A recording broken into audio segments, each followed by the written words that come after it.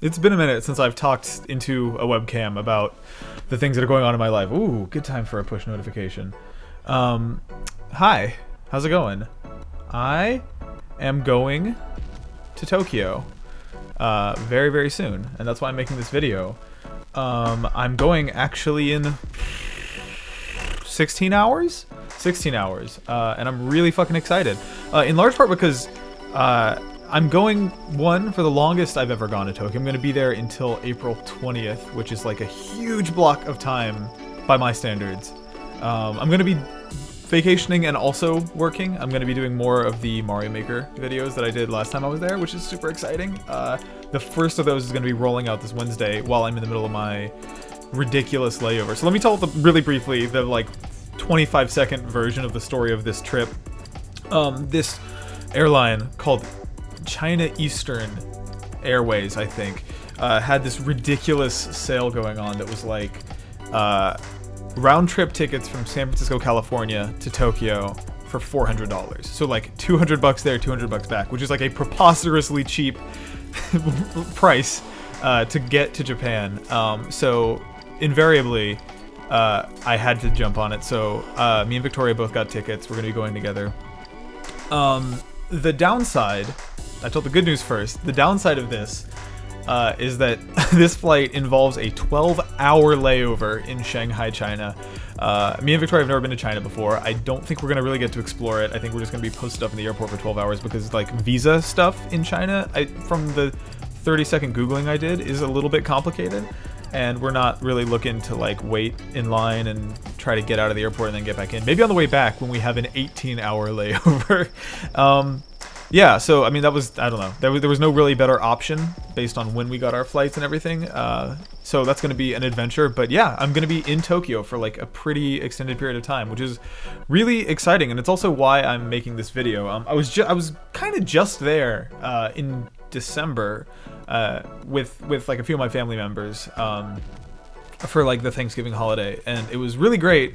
And one thing I super completely failed to do was document it at all. I've been to Japan, this will be my third time, and Victoria's been like a trillion times, and both of us feel like documenting our trips is something we have both separately failed to do our entire lives.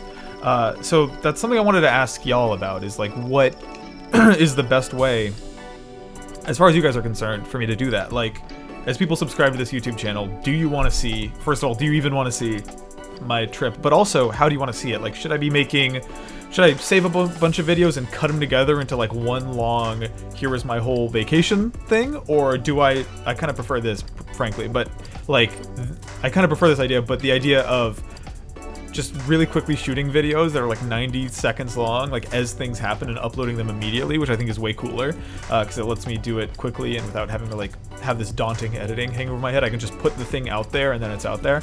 But let me know what you guys think about that, because yeah, I love going to Japan. To me, the story of my first trip to Japan, or not the story of my first trip, but like the first time I went to Tokyo, I spent like the month or two before my trip really talking myself down and being like, okay, it's gonna be cool, but it's gonna be like any other first world country. There's gonna be like small pockets of your interest. This is me in my internal monologue talking to myself. I'm like, Nick, listen, if you look in the right places, you'll see little things that are interesting to you, but overall it's gonna be like really normal.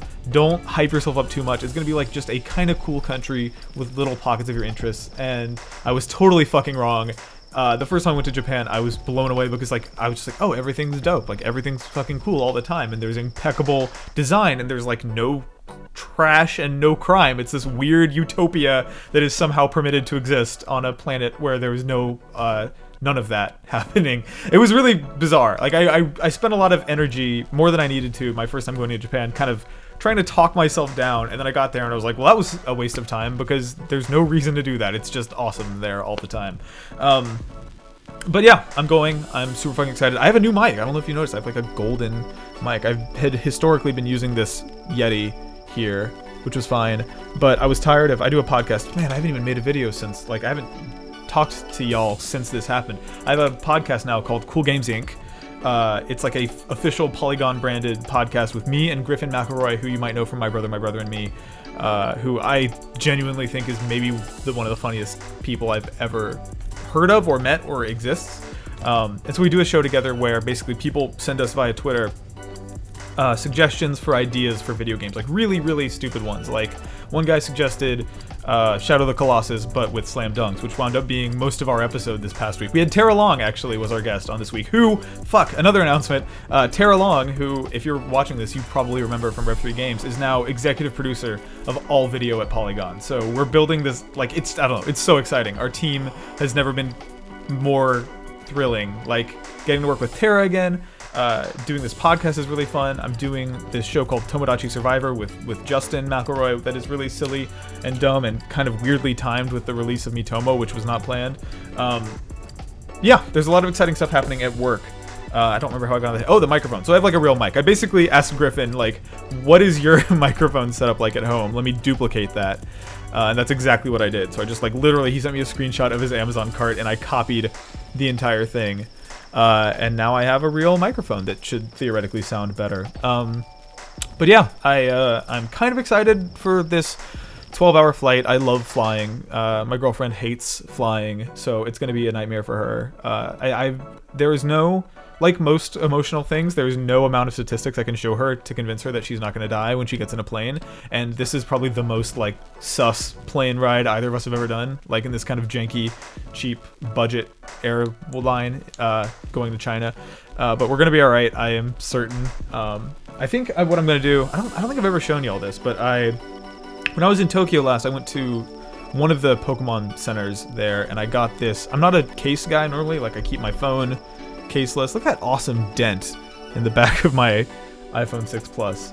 That happened like a week after I got it. I'm not a case guy normally, but I got this, like, look at that. It's an all Pikachu new 3DS XL case. It came with some stickers and shit, which is pretty tight. So I plan on spending, I'm